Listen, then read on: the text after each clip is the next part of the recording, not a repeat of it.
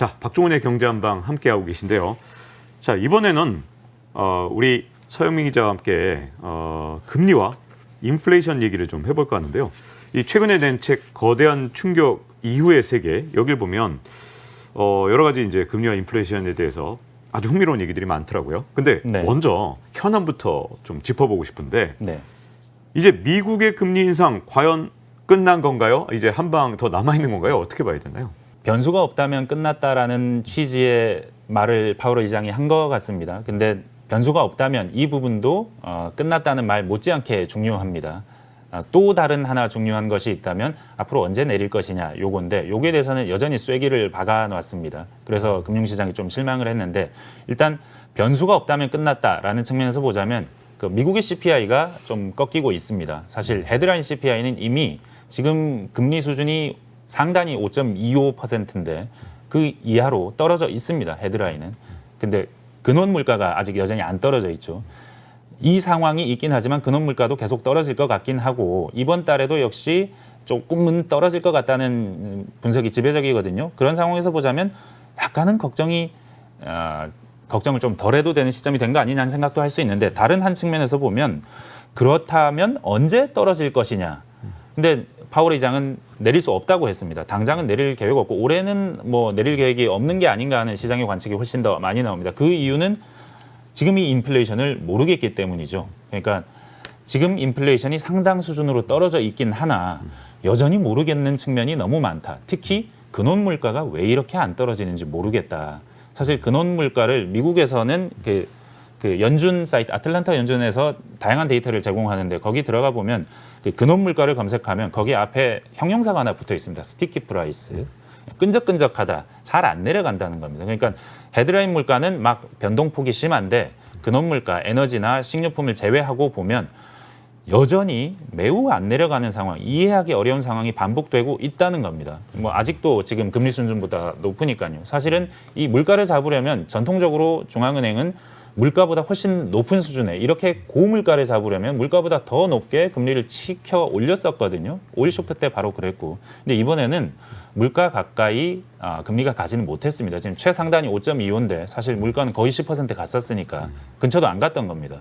그렇게 물가를 어떻게 통제해보겠다고 하는 이 노력과 금융 상황에 대한 우려가 공존하는 가운데서 여전히 근원 물가가 떨어지지 않고 있다. 이 상황이 변수가 되기 때문에 미국의 금리 인상이 끝났느냐, 미국의 금리 인상이 끝났느냐라는 질문 자체보다는 미국의 금리 기조가 앞으로 어떻게 될 것이냐, 떨어질 가능성이 언제쯤 나올 것이냐, 불확실성은 언제쯤 해소될 것이냐, 이런 질문을 던지는 게 더 적합하지 않을까 싶은 생각이 듭니다. 자, 그러면 인플레이션이 그만큼 중요하다는 건데 네. 인플레이션은 도대체 어떻게 보시는지 궁금한데요.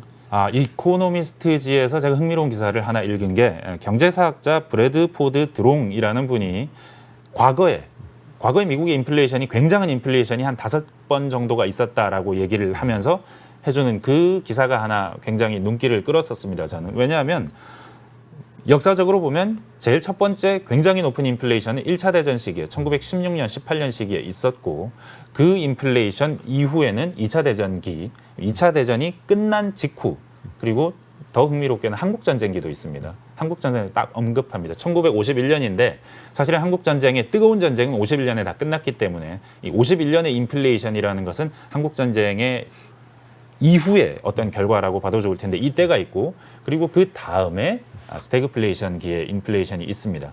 이걸 한 4가지 정도로 분류하는데 실패한 인플레이션 관리, 1차 대전기의 인플레이션 관리를 꼽습니다. 인플레이션이 막 심해지고 있는데 너무 늦게 대응에 나섰는데 근데 이 대응에 나선 뒤에 너무 오랫동안 고금리, 당시는 그 금리 정책은 아니고 뭐 재할인율 정책이었지만 여튼 너무 오래 유지하는 바람에 경기를 너무 안 좋게 만들었다. 그게 결국 대공황이라는 여파로 이어지는데 한 역할을 했다라는 분석을 하거든요. 그래서 너무 늦게 금리에 개입해서 너무 오래 지속했다. 그래서 실패했다는 거 하나. 근데 한국전쟁과 그 2차 대전 직후의 인플레이션 경우에는 가만히 뒀다는 겁니다. 가만히 뒀더니 스스로 꺼지더라. 왜냐하면 사실 그때 인플레이션을 보면 46년 이후에 치솟았기도 했고 51년 이후에 치솟았는데 이듬해 바로 떨어집니다.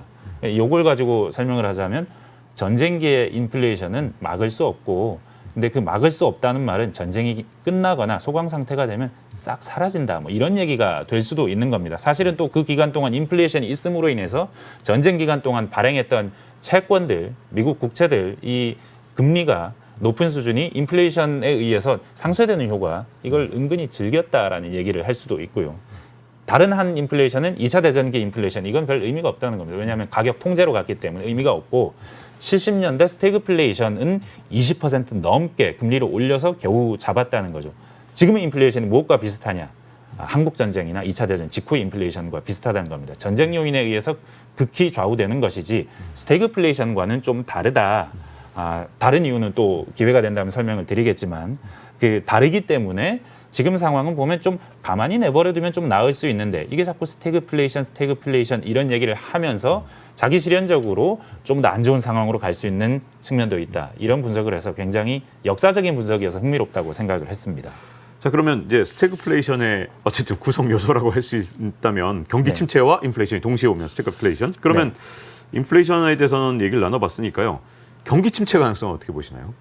지금 뭐 이제 경기 침체 가능성이 점점 더 커지고 있다고 말은 하지만 여전히 경기 침체를 보지는 못하는 상황. 이 정도 금리를 올렸는데도 보지 못하니 모두가 당혹해하는 상황에 가고는 있습니다. 다만 지금 우려하는 상황은 경기 침체가 오는데 그럼에도 불구하고 물가는 가라앉지 않는 상황이거든요. 그 둘 중에 하나를 선택해야 된다면 경기 침체는 선택하되 물가만이라도 좀 떨어뜨렸으면 좋겠다라는 것인데 지금 그런 상황으로 가고 있다고 믿어는 지지만 여전히 불확실한 상황이 있습니다. 물가 때문이죠. 사실 그래서 계속해서 스태그플레이션 얘기가 나옵니다. 지금 전쟁 상황이 경로가 어디로 갈지 모르기 때문에 혹시 전쟁 경로가 변화한다면 아니면 새로운 전쟁이 일어나서 글로벌 경제를 어떤 다른 구렁텅이로 몰아넣는다면 오일 쇼크가 1차, 2차 있듯이 그렇게 된다면 걷잡을 수 없는 상황이 되는 거 아니냐는 불안감이 있거든요. 근데 사실 스태그플레이션기와 지금의 세계 경제 구조는 조금 다른 측면도 있는 것 같은 것이 스태그플레이션 때 우리가 가장 걱정했던 것은 임금과 물가의 악순환입니다. 임금을 올려줄 수밖에 없는 물가 때문에 그러다 보니 물건의 가격이 높아지고 팔리지 않는데 임금은 또 높게 책정해줘야 되는 가격은 높여야 되고 이렇게 악순환이 일어나는 상황인데 그 상황에 뭐 물론 경제 순환으로 보자면 이것만의 악순환 같이 보이지만 근본적으로는 당시에 70년대까지 굉장히 잘 굴러오던 수정자본주의의 종말을 얘기할 수밖에 없거든요.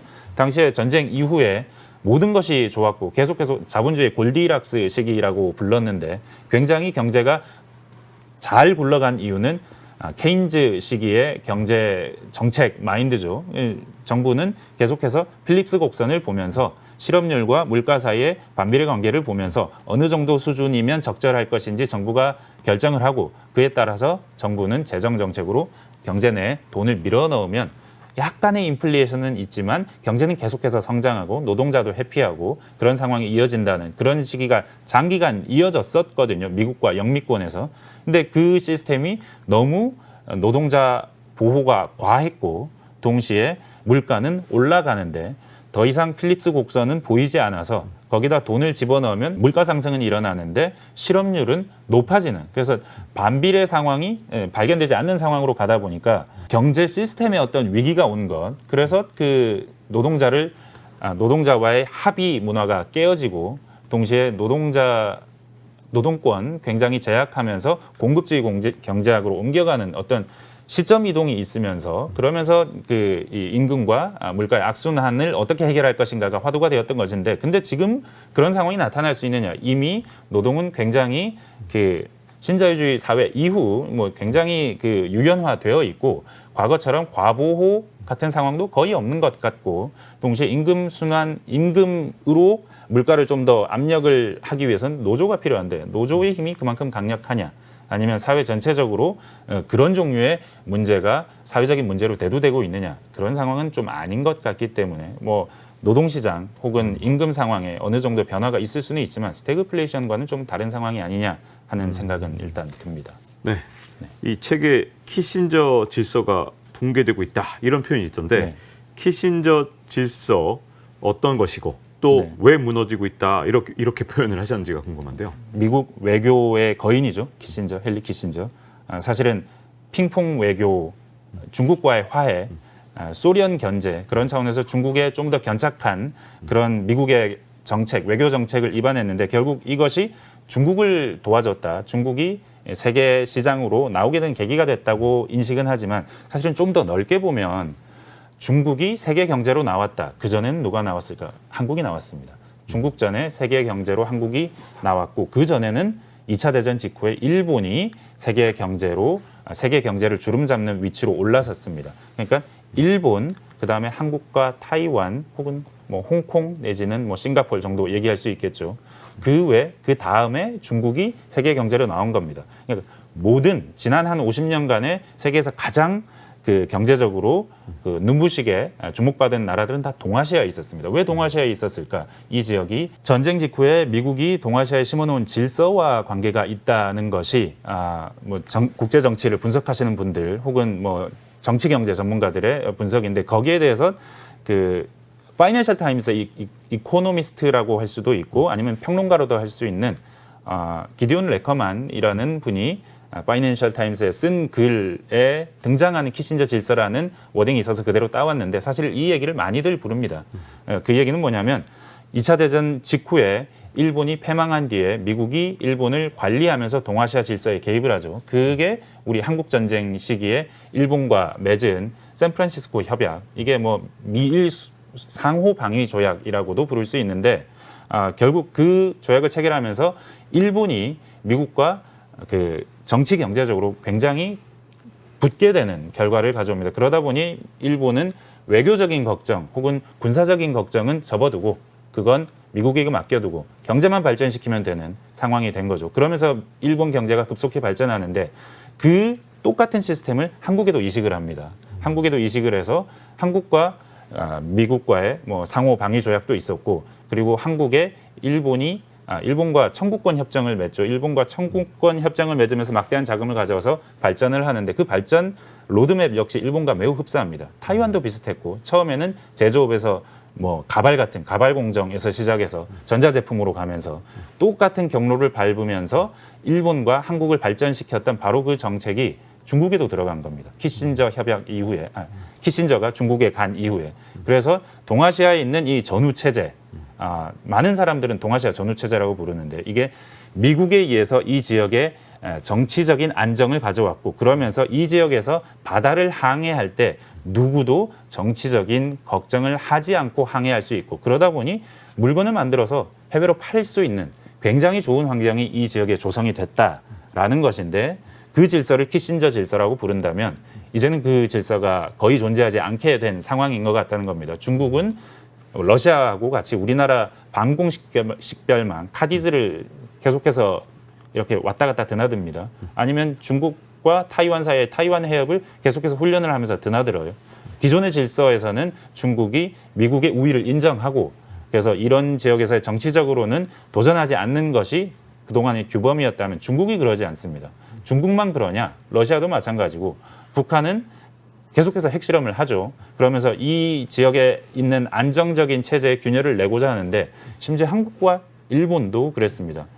몇 년 전에 있었던 수출 규제와 그로 인한 한국과 일본 간의 분쟁 상황을 보면 사실은 미국은 이 상황이 너무 싫어서 계속해서 일본한테 자제하라고 한국한테 자제하라고 요청했지만 듣질 않아요. 일본은 한국이 어느 정도는 두려운 국가가 됐기 때문에 한국 입장에서는 경제력이 성장한 상황에서 지금 일본이 일방적인 제재를 취해왔는데 이걸 극복할 수 있는지 없는지 따져봤더니 그렇게 극복 못하겠는 게 아니고 오히려 일본에게 더 불리하게 작용할 수 있는 측면이 수출 규제에 있었다는 겁니다. 소부장 규제가 결국은 일본에게 부메랑이 되어서 돌아가는 측면이 있었다는 거예요. 그러다 보니까 일본과 한국도 서로 미국의 말을 듣지 않습니다.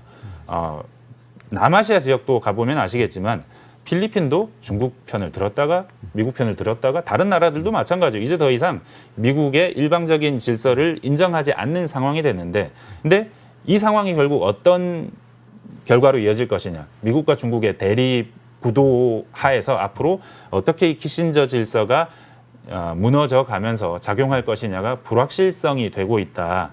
그래서 사실은 우리나라 경우에는 다른 수능 공부하는 고등학생 같은 심정으로 다른 모든 건 엄마가 다 해줄 테니 나는 공부만 하면 돼, 수출만 하면 돼 라는 생각으로 지금까지 계속해서 수출하고 경제 성장을 하고 해오면서 급속하게 성장을 해왔다면 이제 미국이 만들어줬던 그런 질서는 존재하지 않고 특히 미국조차도 지금 보면 IRA이고 취입법이고 다 산업 정책이고 미국에 유리한 것이고 우리 같은 동아시아의 협력 국가들도 그렇게 배려하지 않는 방향으로 가고 있거든요. 그 이유는 중국이 강해지고 동아시아에서의 질서도 무너져 가고 있고 그러는 와중에 미국도 패권이 위협받는 상황으로 가고 있고 그러다 보니 각자 도생의 상황으로 가고 있기 때문에 그러다 보니 동맹도 경제적으로는 완전히 믿을 수 없는 상황이 되는 그런 상황으로 가고 있기 때문에 한국 입장에서는 매우 곤혹스러운 상황으로 가고 있다. 엄마 말만 들으면 됐는데 이제는 들을 엄마 말이 없고 한쪽 말을 들으면 엄마와 아빠가 싸우는 상황으로 만약에 표현할 수 있다면 그 상황에서 어느 한 편을 들었을 때 우리에겐 불이익이 떨어질 수 있는 상황을 걱정해야 되는 그런 상황으로 점점 키신저 질서가 그 이후의 질서로 변화하고 있다고 보여질 수 있을 것 같습니다. 지금 말씀 들어보면 이게 패권 전쟁의 상황 속에서 결국 애꿎게 우리 한국만 유탄을 맞는 거 아니냐. 패권 전쟁이 인플레도 자극하고 지금 말씀하신 대로 네. 미국이 이제 자국 중심주의로 바뀌고 한국이 여기에 네. 계속 거론될 수밖에 없는 상황이잖아요. 저는 항상 제가 글을 쓰거나 아니면은 뭐 기사를 쓸 때 생각하는 것이 한국을 중심으로 늘 생각해야 되는 것이고 한국 기자니까 그리고 우리는 한국 경제를 보는 사람들이니까 그래서 계속 관찰을 하다 보면 방금 말씀하신 그런 상황이 결국은 도래를 해요. 뭐 미국 입장에서도 중국 입장에서도 우리나라를 고려해주지 않고 과거에는 그냥 중국에 수출을 많이 하고 그 수출한 게 미국에 가면 됐고 또 우리는 미국에 직접 수출도 하고 이런 상황에서 수출이 굉장히 계속해서 급속히 성장하면서 우리나라 성장하는 상황 가져왔는데 지금은 아닌 것 같단 말이죠. 그리고 우리는 낀 새우가 된 것 같다라는 생각을 하는데 최근에 이 낀 새우라는 표현이 많이 바뀌고 있습니다. 한국은 새우가 아니다. 최소한 돌고래는 된다. 네. 그리고 이렇게 왜 우리한테 불리하게 느껴진 상황이 왔느냐. 한국이 너무 큰 나라가 됐기 때문에 어떤 한쪽 편에 들어서 이 상황을 해결할 수 없는 국면이 왔다라는 겁니다. 이 미국과 관계도 마찬가지고 일본과 관계도 마찬가지고 우리가 과거에는 일본이 우리에게 청구권 협정 사실은 일본 입장에서는 돈을 많이 내어주고 면죄부를 받은 협정인데 이 협정을 하면서 한국이 경쟁 상대였다면 그런 협정하지 않았을 겁니다. 경쟁 상대가 아니고 한참 후진국 이 나라를 좀 도와주는 측면과 미국이 원하는 질서를 동아시아에 만들어내는 측면에서 일본이 굉장히 협조한 측면도 있는 거거든요. 근데 과거와 같은 종류의 협정을 지금 체결하면 한국에게 유리한가 한번 되뇌어 봐야 합니다. 그러니까 미국과 일본과 견착을 하고 딱 붙어서 한미일 공조로 중국을 견제하면 한국 경제는 괜찮아지는가? 아닌 거죠. 왜냐하면 우리나라는 이미 미국과 일본에 의존하지 않는 경제, 특히나 중국의 경제에 굉장히 수출을 많이 함으로써 우리나라 경제를 지탱해 온 경제 구조를 만들어 왔거든요. 그만큼 우리는 경제 구조가 컸고 이렇게 크다 보니까 이쪽도 저쪽도 고려해서 우리 독자적인 어떤 노선을 발견하지 않으면은 어떤 상황에서도 그저 좋기만 한 상황으로 이 미중 경쟁 구조를 끌고 갈 수 있는 그 가능성이 굉장히 떨어진 거죠. 그 말은 우리나라가 컸기 때문입니다. 아까 말씀드린 레이 달리오가 세계 경제, 정치 경제를 분석하는데 우리나라 순위가 5등, 6등 이렇습니다. 거의 어지간한 선진국보다 우리나라 순위가 높아요. 그만큼 경제력도 군사력도 높으니 그만큼 우리가 스스로의 운명을 개척해 나가야 되는 상황으로 그러니까 우리가 지위가 높아졌기 때문에 더 많은 걸 고려해야 되고 머리가 더 아파진 상황으로 온 것으로 이해한다면 좀 더 건설적으로 바라볼 수 있지 않을까 하는 생각이 들었습니다. 네, 자 이렇게 앞으로의 인플레이션과 그리고 여러 가지 경제 질서까지 다 체크를 해봤는데요.